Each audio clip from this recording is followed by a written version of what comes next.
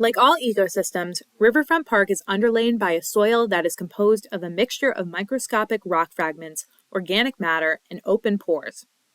Soils are generally important to plant life because they serve as a spongy medium into which roots can penetrate and because they provide water and nutrients. The soils within the Riverfront Park has been brought to the site by two natural agents, glaciers, the most recent being 12,000 years ago, and the Susquehanna River.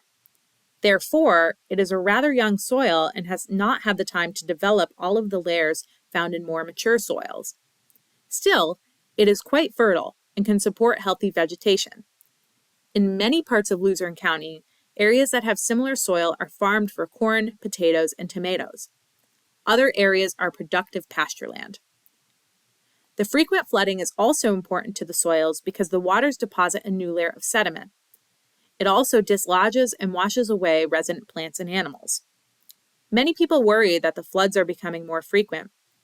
If true, one cause might be deforestation and the destruction of wetlands upstream that act as natural sponges for water.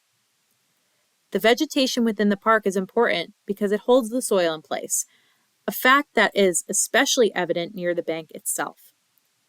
Without the binding action of the plant roots, and the soils would be washed downstream with each flood.